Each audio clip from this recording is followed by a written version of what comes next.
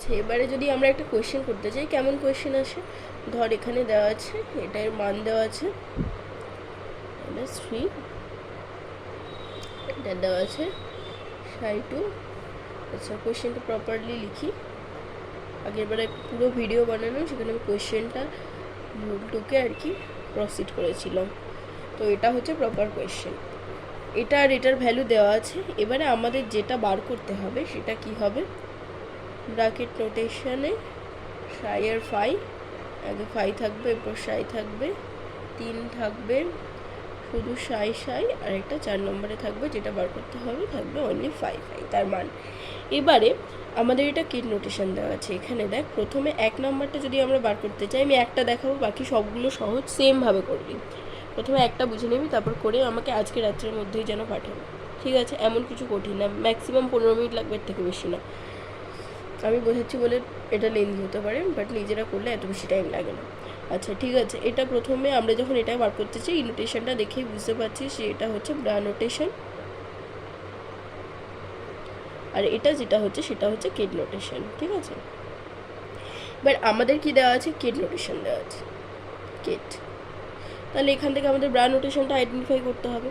এবারে আমি কি বলেছিলাম, যে যদি একটা ইন্টিজার থাকে এরকম, তার সাথে কোনো আইটাই না থাকে, তাহলে যেটা আছে সেটা সেম রেখে দিতে। তাহলে এটা যদি আমাদের দেওয়া থাকে, আমরা যখন এটাকে ব্রা নোটেশনে কনভার্ট করবো, তাহলে এটা কি থাকবে, সেমই থাকবে, জাস্ট এটা ব্রা নোটেশন হয়ে যাবে, ঠিক আছে? কেট নোটেশন ছিল, এগুলো সব ব্রা নোটেশন, জাস্ট এইভাবে করলাম, এটা কঠিন কিচ্ছু নেই। এবারে দেখ, ফাইটা এখানে কেট নোটেশন, কোয়েশ্চেনে যেটা দেওয়া ছিল সেটাও কেট নোটেশনে দেওয়া ছিল, তাহলে আমরা ফাইয়ের মানটাও এখানে কি পেয়ে গেলাম, সাই1 কেট প্লাস আই রাইট, ঠিক আছে? এবারে আমরা কি করব, জাস্ট এই মানটা নেব, এবার লিখবো কীরকমভাবে, এটা ব্রা নোটেশনটা আছে, এটা আগে লিখে দিই, 2 সাই1 মাইনাস 3 সাই2 ইন্টু সাই1 কেট প্লাস আই সাই2 কেট। এবারে কি করব, এটার সাথে এটা গুণ করব একবার, এটার সাথে এটা গুণ করব, যেরকম একবার নর্মালি গুণ করি, এটার সাথে এটা একবার গুণ করব, এটার সাথে এটা একবার গুণ করব। এবারে ঠিক আছে, তো এবারে ব্যাপার হলো, এবারে সেটাকে আমরা কিভাবে করি, সেটাকে আমরা করে কি পাচ্ছি, 2 সাই1, যেটাকে আমরা ব্র্যাকেট নোটেশন যেভাবে লিখবো সেরকম প্রপারলি লিখবো, মাইনাস 3 অফ সাই2 সাই1,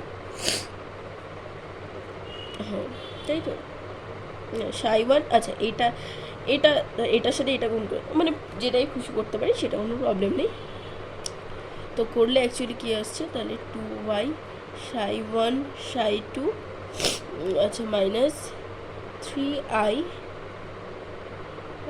সাই2 সাই2, আচ্ছা, মাইনাস, আচ্ছা 3 1 সাই2 সাই1, 3 সাই2 সাই1 মাইনাস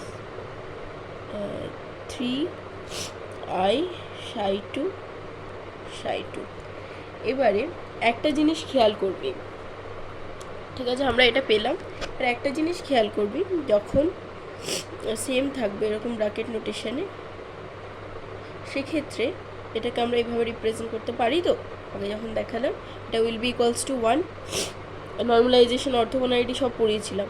এবারে যখন দুটো আলাদা আলাদা ওয়েভ ফাংশনের ব্র্যাকেট নোটেশন করছি, তাহলে কী হবে, সাই1 স্টার এক্ষুনি যেটা বললাম সেটাই ইকুয়ালস টু উইল বি 0। তাহলে আমরা কি করব, এই মান দুটো যখনই আমরা এখানে দেখব যে সেম আছে, that is equals to will be 1, আর যেটা অপোজিট মানে আলাদা আলাদা ওয়েভ ফাংশন আছে, সেক্ষেত্রে আমরা কী করে দেবো, সেটাকে সেই টার্মটাকে 0 করে দেবো।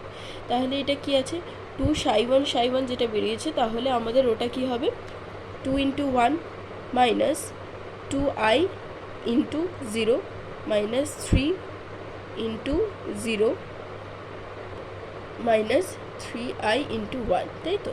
এবার এই দুটো টার্ম তো থাকছে না, কেটে দিলাম, এভাবে কাটা যায় না, মানে আমি এমনি কেটে দিলাম, যাই হোক, মাইনাস, এবারে হচ্ছে 3 ইন্টু মাইনাস 1 ইন্টু 1, তাহলে মাইনাসে মাইনাসে প্লাস 2, প্লাস মাইনাসে মাইনাসে প্লাস, আর এটা 3, তাহলে আমাদের এটা 5 আসবে। এবারে বেসিক্যালি কি হয়, আই এর মানটা -1